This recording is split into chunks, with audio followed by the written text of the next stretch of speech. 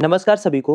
दोस्तों G20 का नाम आपने सुना होगा, जहाँ पे दुनिया के जो 20 सबसे शक्तिशाली देश हैं उनके लीडर्स मिलते हैं और जॉइंट डिक्लेरेशन साइन किया जाता है ग्लोबल समस्याओं पे। इस बार का जो G20 समिट था वो हुआ है दक्षिण अफ्रीका के प्रिटोरिया में। इस समिट ने न सिर्फ इतिहास रचा बल्कि भविष्य का जो ग्लोबल ऑर्डर है वो कैसा होगा उसकी एक झलक भी हमें दी है।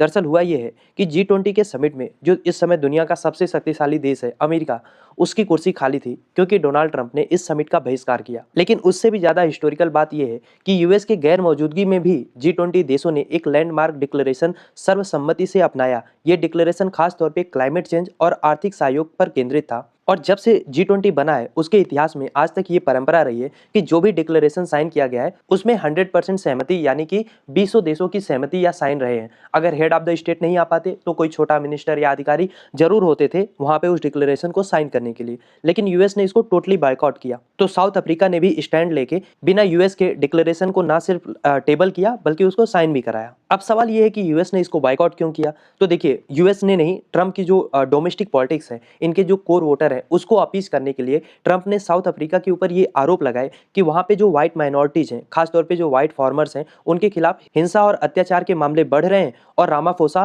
जो अफ्रीका के राष्ट्रपति हैं वो इसको रोक नहीं पा रहे हैं। जब रामाफोसा व्हाइट हाउस आए थे तो भी ट्रंप ने उनको बाकायदा विजुअल और फोटो दिखा के एक तरीके से ह्यूमिलिएट करने की कोशिश की थी। अब ये अमेरिका की या यूं कहें ट्रंप की अमेरिका फर्स्ट नीति है, जिसके तहत वो दुनिया भर के जो क्रिश्चियंस हैं, व्हाइट माइनॉरिटीज हैं या व्हाइट लोग हैं, उनके ये लीडर बनते हैं और उसके लिए किसी भी देश को कुछ भी ये कह देते हैं। अभी हाल में इन्होंने सूडान को भी धमकी दी थी। पर यहाँ पे प्रॉब्लम ये है कि ये कहीं ना कहीं आपके और साउथ अफ्रीका के बीच का मामला है, बायलैटरल मामला है। इसको आप मल्टीलेटरल कोऑपरेशन पे, जहाँ पे दुनिया के बहुत सारे देश हैं, वहां पे आप इसको क्यों खींच रहे हैं और इससे अफ्रीका का क्या ही नुकसान हो रहा है। अब डिक्लेरेशन तो पास हो गया तो इससे यूएस की जो ग्लोबल लीडरशिप थी उसी की छवि को नुकसान पहुंचा है और जो वैक्यूम खाली हो रहा है उसको या तो रसिया, चाइना, इंडिया जैसा कोई भी एक बड़ा देश या रीजनल पावर उसको फुलफिल करेगा। तो अल्टीमेटली इसमें लॉस तो अमेरिका का ही हो रहा है। और यहाँ पे अब लोगों को एक बात और भी समझ में आई कि यूएस खासतौर पे ट्रंप के प्रशासन में जो भी जीवाश्म ईंधन है उसको बढ़ावा देने और जलवायु परिवर्तन पे अंतर्राष्ट्रीय प्रयासों को कहीं ना कहीं धीमा करते हैं। ट्रंप मानते ही नहीं कि पॉल्यूशन या कार्बन इमिशन जैसा कुछ हो रहा है।